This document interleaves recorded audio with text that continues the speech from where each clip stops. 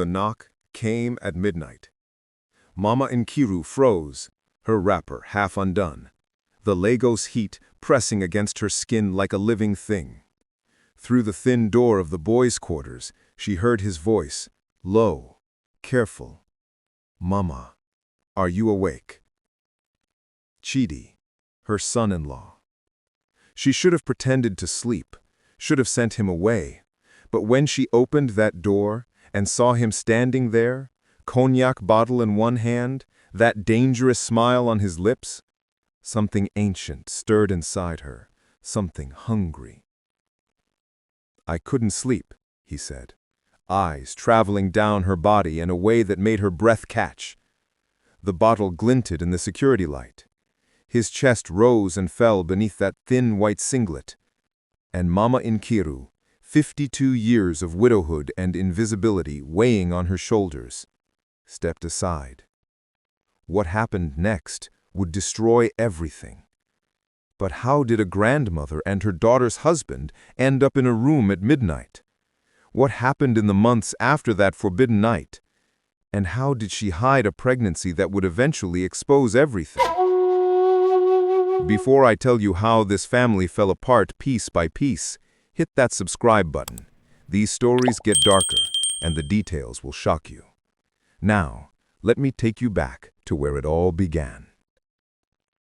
6 months earlier, Mama Nkiru had been in her village, counting wrinkles and regrets. Her husband, dead 3 years. Her body, still ripe, but forgotten. Her prayers were all for one thing: a grandchild. When Adaeze called from Lagos, voice trembling with joy, "Mama, I'm pregnant," Mama Nkiru screamed so loud that neighbors thought someone had died. She'd prayed for this, sacrificed for this, begged God and the ancestors for this. Be careful what you pray for.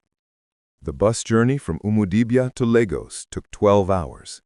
Mama Nkiru arrived dusty, sweating, but glowing. At 52, she was still what village men called correct. Full hips, smooth skin, figure 8, eyes that could make a man stutter. Adaeze met her at the gate, baby Chukwuebuka wrapped to her chest, exhaustion carved into her face like old wood. But it was Chidi who took Mama Nkiru's bags. 4 years had changed him. Fatherhood had broadened his shoulders, deepened his voice, settled confidence into his bones. When their hands touched over the luggage, electricity cracked between them. "Mama's too fresh," he said, holding her gaze a second too long. "Village life agrees with you." Adaeze, too tired to notice, pulled her mother inside.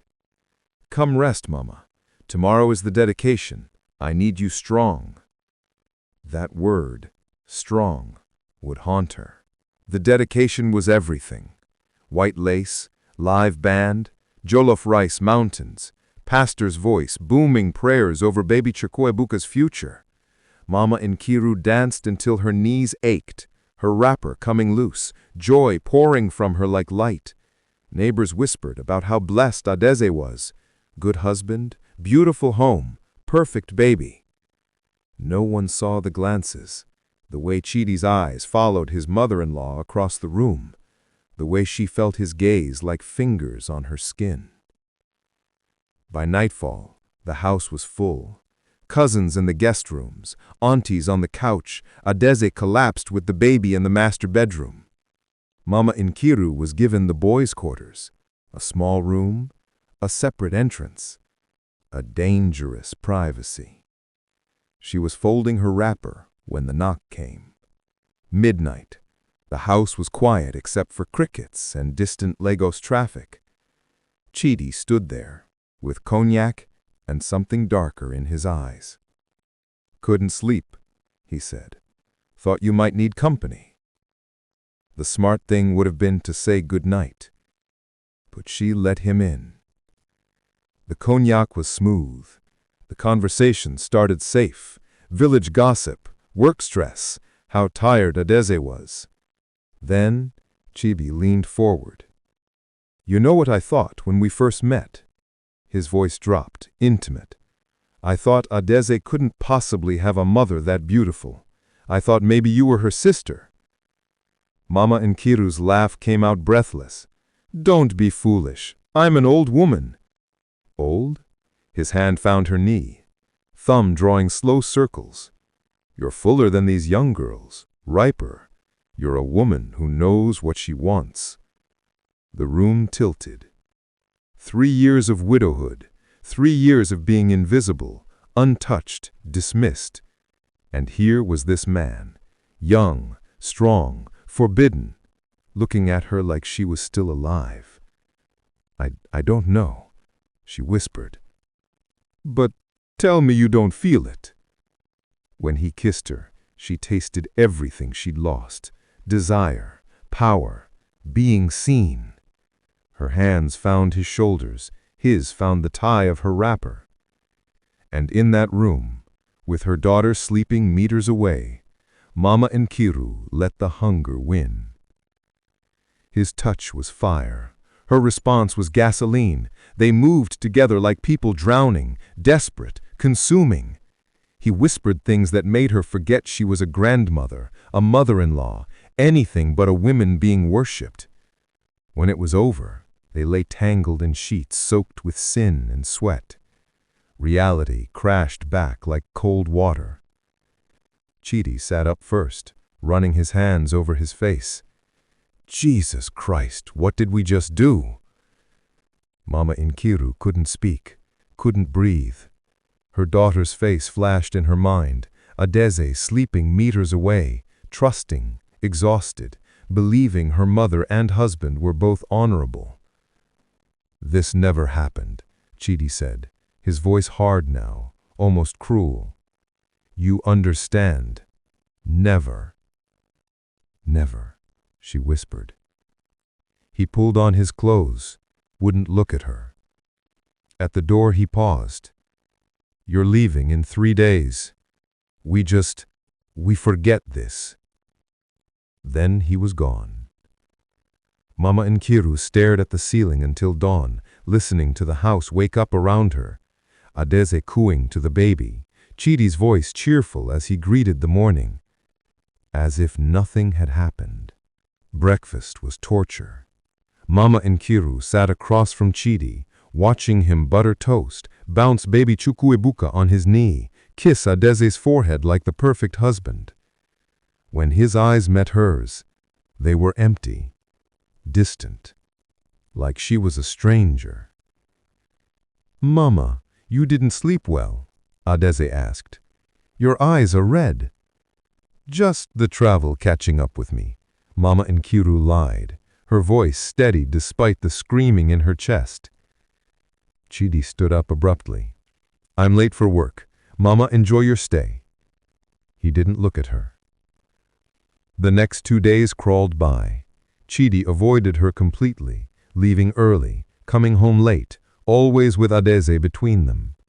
Mama Nkiru played the doting grandmother, held baby Chukwuebuka, helped with cooking, and at night stared at the ceiling of the boys' quarters, feeling the weight of what she'd done. When she left on the 3rd day, Adaeze hugged her tight. "Thank you for coming, Mama. It meant everything." Mama Nkiru's throat closed. "I love you, my daughter." Chidi carried her bags to the gate, finally alone with her for 30 seconds. He didn't speak, just set the bags down and walked away. On the bus back to Umudibia, Mama Nkiru made a decision. She would bury this, deep, forever. But some things refuse to stay buried. The nausea hit like a storm. Mama Nkiru woke up and barely made it outside before vomiting into the cassava patch. She blamed it on bad fish, then bad water, then a stomach bug. But when her period didn't come, and didn't come, fear settled into her bones like ice. "No, impossible. I'm 52. I'm too old." But her body knew the truth. She'd been pregnant 4 times before. She knew these signs. Week 4, she walked 8 kilometers to the next village where no one knew her and bought a pregnancy test from a pharmacy. 2 lines, bright pink. Undeniable. Mama Nkiru sat on the floor of the pharmacy bathroom and wept silently, fist pressed to her mouth. 52 years old, a grandmother, pregnant with her son-in-law's child. That night, Mama Nkiru sat in her compound and made calculations. Abortion? The nearest clinic was 3 villages away, but people talked. If anyone saw her there, the rumors would destroy her before the truth even came out. Tell Adaeze? The thought made her physically ill. Her daughter would never forgive her. Never. Tell Chidi and say what? That one night of madness had created a life? So Mama Nkiru chose the only option that made sense. Hide it. At 3 months, her belly was still flat. Village women her age often gained weight. No one would question it. She started wearing looser wrappers, layers of them, traditional styles that concealed everything. She stopped going to the market when it was crowded, stopped attending weekly prayer meetings at church. When neighbors asked why she was withdrawn, she blamed grief. Still missing my husband, you know how it is. They nodded sympathetically and left her alone. 4 months later, Adaeze called every week, her voice bright with new mother exhaustion. Mama, Chukwuebuka smiled today. Real smile, not gas. Mama, he's rolling over now. Mama, when are you coming to visit again? Each call was a knife. Mama Nkiru kept her voice steady, grandmother cheerful, even as morning sickness made her dizzy. Soon, my daughter, soon. Once, Chidi answered the phone. The silence stretched between them like barbed wire. Is Adaeze there? Mama Nkiru asked, her voice barely above a whisper. She's bathing the baby. Another silence. Then, quietly, Are you okay? She almost told him then, almost screamed the truth through the phone. Instead, I'm fine. Tell Adaeze I called. She hung up before he could respond. By month 5, hiding was harder. The baby, because it was undeniably a baby now, kicking and turning, pushed against the layers of cloth. Mama Nkiru stopped leaving her compound entirely. She sent her younger sister's daughter to buy groceries, claimed she was unwell. Maybe it's malaria, neighbors whispered. Or depression, others said. Widowhood is hard. One afternoon, her closest neighbor, Mama Obi, came by with pepper soup. Nkiru, you are wasting away in here. Come, drink this. You need strength.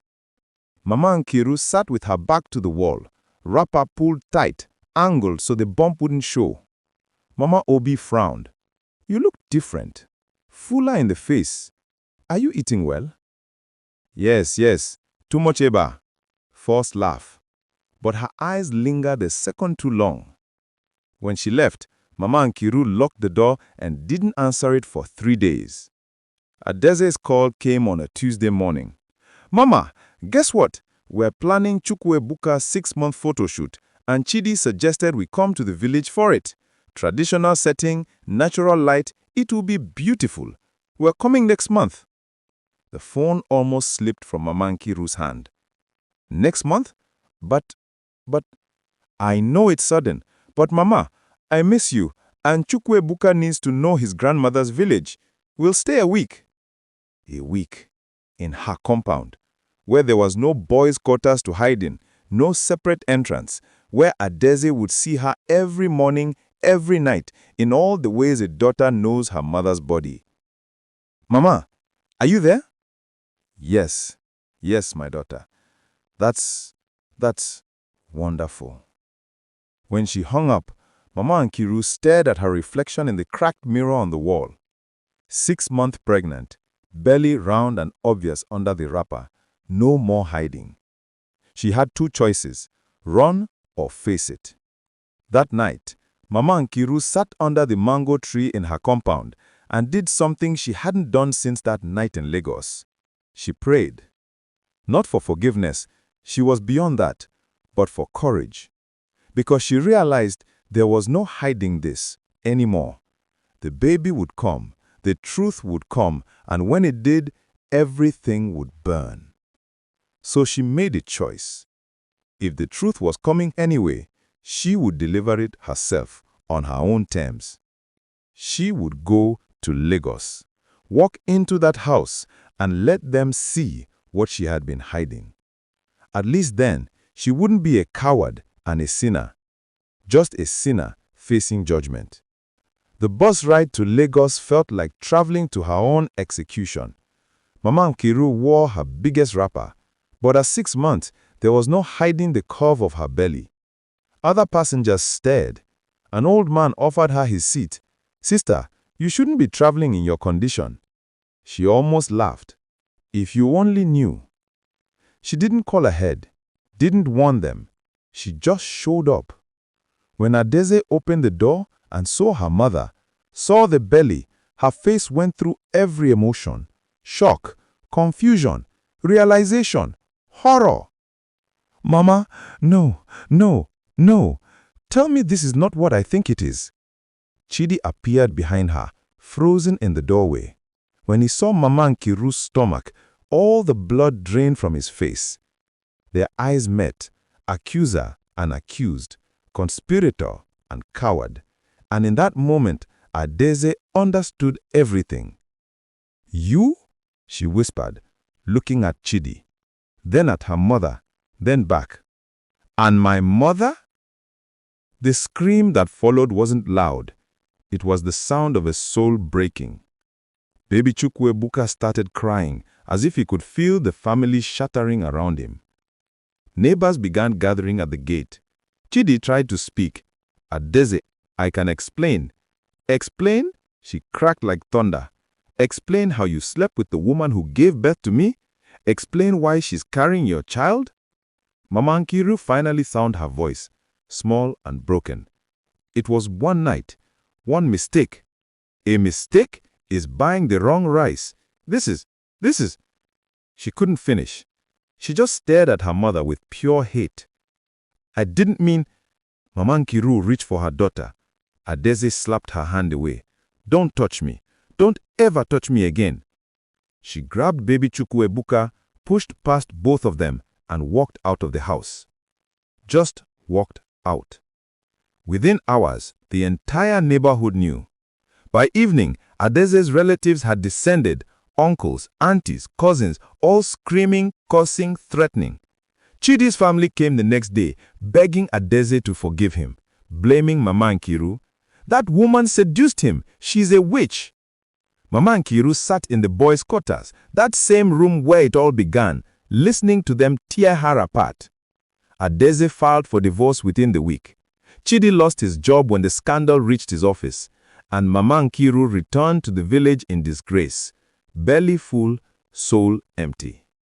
Mama Nkiru gave birth alone, attended only by a midwife who was paid to keep quiet. A girl, healthy, beautiful. She named her Ifeoma. Good thing, even though the village called her Ihe Ujuo. Bad thing. Adaeze never called, never visited, never forgave. Little Chukwuebuka grew up knowing his grandmother only as a story, the woman who destroyed the family. And Mama Nkiru raised her daughter in isolation, watching from a distance as Adaeze remarried, had more children, lived a full life. A life Mama Nkiru was no longer part of. Years later, Mama Nkiru sits in her compound, Ifeoma playing in the dust at her feet, watching photos of Chukwuebuka on a neighbor's phone, now a teenager, tall and handsome. Her grandchild, a stranger. The prayer she'd prayed for a grandchild came true, but the price was losing that grandchild forever. Some hungers feel like life when you feed them, but they always, always devour you in the end. If this story left you speechless, hit that subscribe button because the next one is even darker. Drop a comment. Was Mama Nkiru a villain or just human? I read every single response. Thanks for watching.